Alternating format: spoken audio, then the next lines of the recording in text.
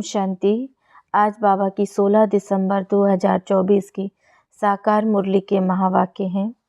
मुरली का सार है, मीठे बच्चे, यह पावन बनने की पढ़ाई सब पढ़ाइयों से सहज है।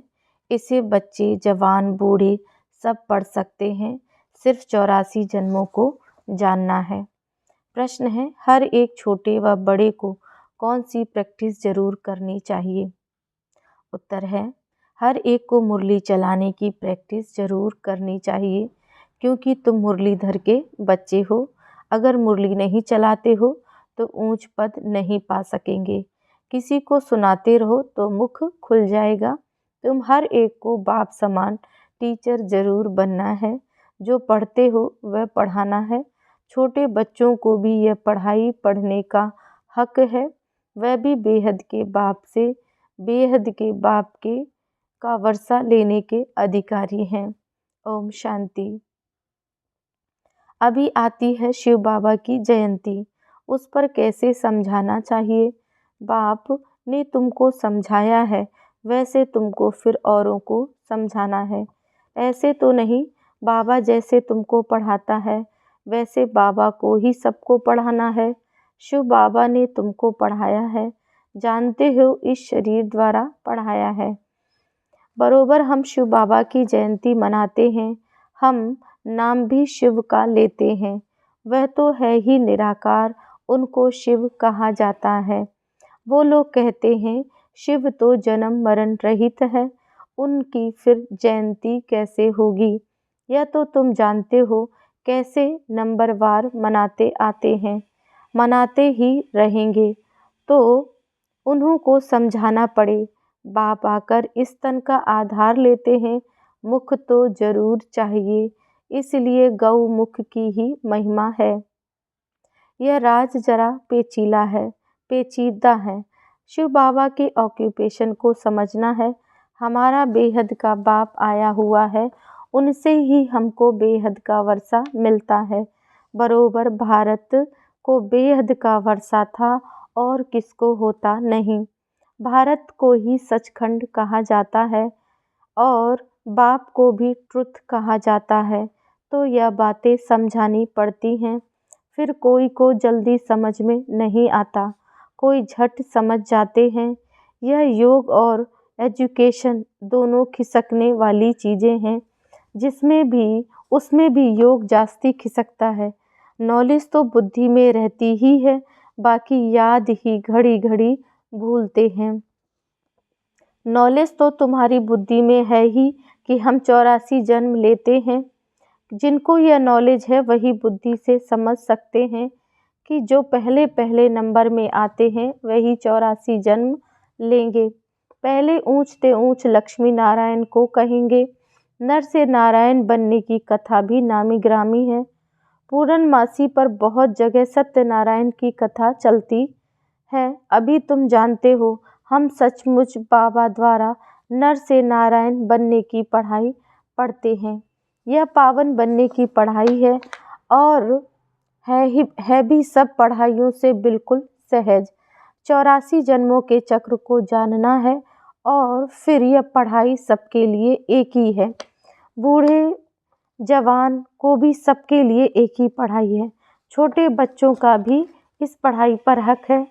अगर माँ बाप को थोड़ा थोड़ा सिखाते रहें, माँ बाप इन्हों को थोड़ा थोड़ा सिखाते रहें तो टाइम तो बहुत पड़ा है। बच्चों को भी सिखाया जाता है कि शिव बाबा को याद करो। आत्मा और शरीर दोनों का बाप अलग अलग है। आत्मा बच्चा भी निराकारी है तो बाप भी निराकारी है। यह भी तुम बच्चों की बुद्धि में है। वह निराकार शिव बाबा हमारा बाप है। कितना छोटा है, यह अच्छी रीति याद रखना है, भूलना नहीं चाहिए। हम आत्मा भी बिंदी मिसल छोटी हैं। ऐसे नहीं ऊपर जाएंगे तो बड़ी दिखाई पड़ेगी, नीचे छोटी हो जाएगी। नहीं, वह तो बिंदी है। ऊपर में जाएंगे तो तुमको जैसे देखने में भी नहीं आएगी। बिंदी है ना, बिंदी क्या देखने में आएगी। इन बातों पर बच्चों को अच्छी रीति विचार भी करना है। हम आत्मा ऊपर से आई हैं, शरीर से पार्ट बजाने। आत्मा घटती बढ़ती नहीं है। ऑर्गन्स पहले छोटे पीछे बड़े होते हैं। अभी जैसे तुमने समझा है वैसे फिर औरों को तुम्हें समझाना है। यह तो जरूर नंबरवार जो जितना पढ़ा है उतना ही पढ़ते हैं। सबको टीचर भी जरूर बनना है सिखाने के लिए। बाप में तो नॉलेज है, वह इतनी छोटी सी परम आत्मा है, सरदेव परम धाम में रहते हैं। यहाँ एक ही बार संगम पर आते हैं। बाप को पुकारते भी तब हैं जब बहुत दुखी होते हैं। कहते हैं आकर हमको सुखी बनाओ। बच्चे अब जानते हैं कि हम पुकारते रहते हैं, बाबा आकर हमको पतित दुनिया से नई दुनिया, सुखी पावन दुनिया में ले चलो, अथवा वहाँ जाने का रास्ता बताओ। वह भी जब खुद आवे तब तो रास्ता बतावे। यह आएंगे तब जब दुनिया को बदलना होगा। यह बड़ी सिंपल बातें हैं, नोट करना है। बाबा ने आज यह समझाया है, हम भी ऐसे समझाते हैं। ऐसी प्रैक्टिस करते करते मुख खुल जाएगा। तुम मुरलीधर के बच्चे हो, तुम्हें मुरलीधर जरूर बनना है। जब औरों का कल्याण करेंगे तब नई दुनिया में ऊंच पद पाएंगे। वह पढ़ाई तो है यहाँ के लिए, यह है भविष्य नई दुनिया के लिए। वहाँ तो सदैव सुख ही सुख है। वहाँ 5 विकार तंग करने वाले होते ही नहीं। यहाँ रावण राज्य अर्थात पराये राज्य में हम हैं। तुम ही पहले अपने राज्य में थे। तुम कहेंगे नई दुनिया, फिर भारत को ही पुरानी दुनिया कहा जाता है। गायन भी है नई दुनिया में भारत। ऐसे नहीं कहेंगे कि नई दुनिया में इस्लामी बौद्धि। नहीं, अभी तुम्हारी बुद्धि में है। बाप आकर हम बच्चों को जगाते हैं। ड्रामा में पार्ट ही उनका ऐसा है। भारत को ही आकर स्वर्ग बनाते हैं। भारत ही पहला देश है। भारत पहले देश को ही स्वर्ग कहा जाता है। भारत की आयु लिमिटेड है, लाखों वर्ष कहना, यह तो अनलिमिटेड हो जाता है। लाखों वर्ष की कोई बात स्मृति में आ भी ना सके। नया भारत था, अब पुराना भारत ही कहेंगे। भारत ही नई दुनिया होगी। तुम जानते हो अभी हम नई दुनिया के मालिक बन रहे हैं। बाप ने राय बताई है, मुझे याद करो तो तुम्हारी आत्मा नई प्योर बन जाएगी। फिर शरीर भी नया मिलेगा। आत्मा और शरीर दोनों सतो प्रधान बनते हैं। तुमको राज्य मिलता ही है सुख के लिए।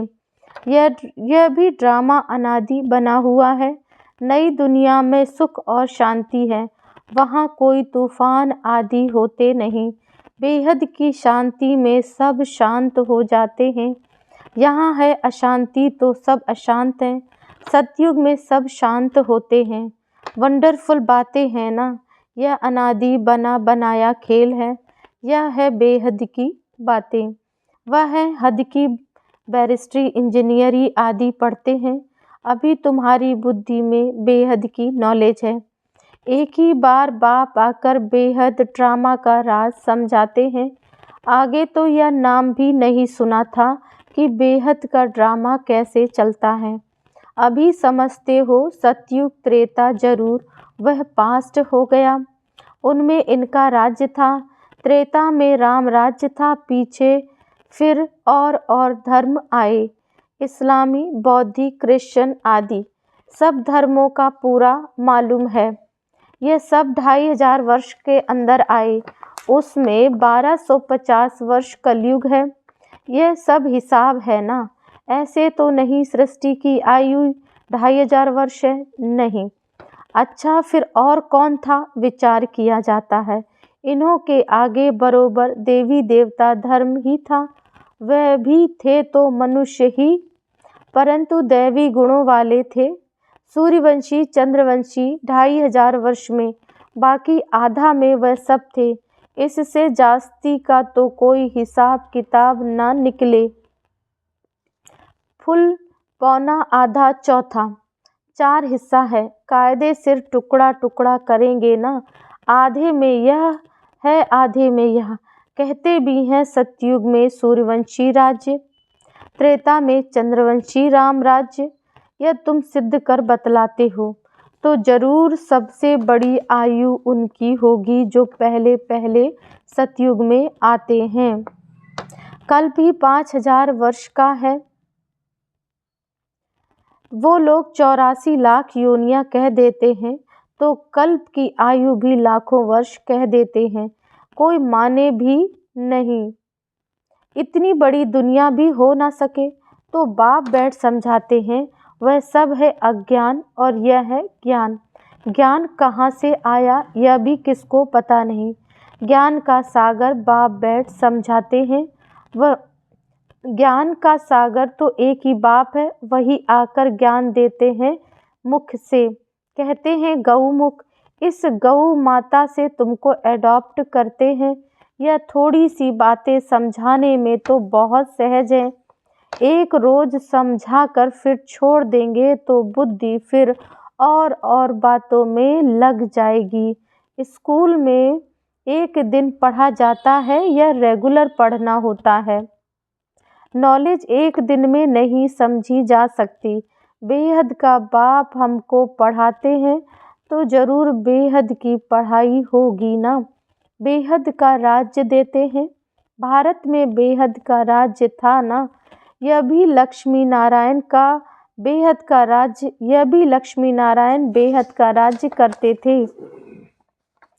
किसको यह बातें स्वप्न में भी नहीं होंगी।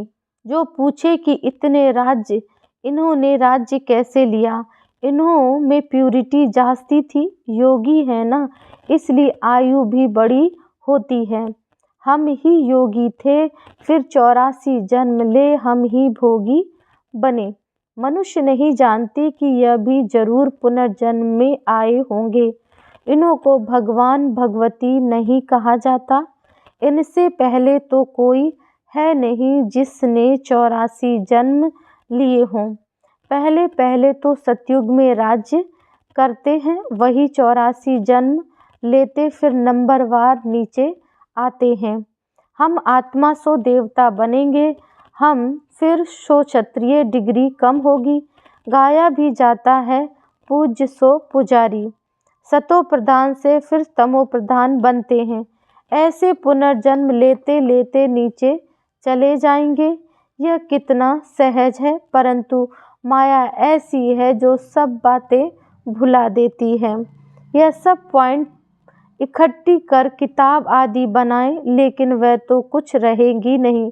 यह टेम्परेरी है। बाप ने कोई गीता नहीं सुनाई थी। बाप तो जैसे अब समझा रहे हैं ऐसे ही समझाया था। यह वेद शास्त्र आदि सब बाद में बनते हैं। यह सब होल लॉट जो है विनाश होगा तो यह सब जल जाएंगे। सतयुग त्रेता में कोई पुस्तक होता नहीं, फिर भक्ति मार्ग में बनते हैं। कितनी चीज़ें बनती हैं। रावण को भी बनाते हैं, परंतु बेसमझी से कुछ भी बता नहीं सकते। बाप समझाते हैं, यह हर वर्ष मनाते हैं और जलाते हैं। जरूर यह बड़ा दुश्मन है, परंतु दुश्मन कैसे है यह कोई नहीं जानते। वह समझते हैं सीता चुरा ले गए इसलिए शायद दुश्मन है। राम की सीता को चुरा ले जावे तो बड़ा डाकू हुआ ना। कभी चोरी की त्रेता में कहें व त्रेता के अंत में इन बातों पर भी विचार किया जाता है। कभी चोरी होनी चाहिए। कौन से राम की सीता चोरी हुई? राम सीता की भी राजधानी चली है क्या? एक ही राम सीता चले आए क्या? यह तो शास्त्रों में जैसे एक कहानी लिखी हुई है। विचार किया जाता है कौन सी सीता? 12 नंबर होते हैं ना राम सीता, तो कौन सी सीता को चुराया? जरूर पिछाड़ी का होगा। यह जो कहते हैं राम की सीता चुराई गई, अब राम के राज्य में सारा समय एक का ही राज्य तो नहीं होगा, जरूर डिनाइस्टी होगी। तो कौन से नंबर की सीता चुराई। यह सब बहुत समझने की बातें हैं। तुम बच्चे बड़ी शीतलता से किसी को भी यह सब राज समझा सकते हो। बाप समझाते हैं, भक्ति मार्ग में मनुष्य कितना धक्का खाते खाते दुखी हो गए हैं। जब अति दुखी होते हैं तब रड़ियाँ मारते हैं, बाबा इस दुख से छुड़ाओ। रावण तो कोई चीज़ नहीं है, अगर है तो अपने राजा को फिर हर वर्ष मारते क्यों हैं। रावण की जरूर स्त्री भी होगी। मंदोदरी दिखाते हैं, मंदोदरी का बुत बनाकर जलाएं, ऐसा कभी देखा नहीं। तो बाप बैठ समझाते हैं, वह है ही झूठी माया झूठी काया। अभी तुम झूठे मनुष्य से सच्चे देवता बनने बैठे हो। फर्क तो हुआ ना, वहाँ तो सदैव सच बोलेंगे, वह है सचखंड, यह है झूठ खंड, तो झूठ ही बोलते रहते हैं। अच्छा, मीठे मीठे सिकिलधे बच्चों प्रति माता पिता बाप दादा का याद प्यार और गुड मॉर्निंग। रूहानी बाप की रूहानी बच्चों को नमस्ते। हम रूहानी बच्चों की रूहानी बाप दादा को याद प्यार गुड मॉर्निंग नमस्ते। ओम शांति। धारणा के लिए मुख्य सार है। पहली पॉइंट, ज्ञान सागर बाप जो रोज बेहद की पढ़ाई पढ़ाते हैं उस पर विचार सागर मंथन करना है। जो पढ़ा है वह दूसरों को भी जरूर पढ़ाना है। दूसरा पॉइंट, यह बेहद का ड्रामा कैसे चल रहा है। यह अनादि बना बनाया वंडरफुल ड्रामा है। इस राज को अच्छी रीति समझकर फिर औरों को समझाना है। वरदान है, पवित्रता की श्रेष्ठ धारणा द्वारा एक धर्म के संस्कार वाले समर्थ सम्राट भव। आपके स्वराज्य का धर्म अर्थात धारणा है पवित्रता। एक धर्म एक धारणा, स्वप्न व संकल्प मात्र भी अपवित्रता अर्थात दूसरा धर्म न हो, क्योंकि जहाँ पवित्रता है वहाँ अपवित्रता अर्थात व्यर्थ व विकल्प का नामो निशान नहीं होगा। ऐसे संपूर्ण पवित्रता के संस्कार भरने वाले ही समर्थ सम्राट हैं। अभी के श्रेष्ठ संस्कारों के आधार से भविष्य संसार बनता है। अभी के संस्कार भविष्य संसार का फाउंडेशन है।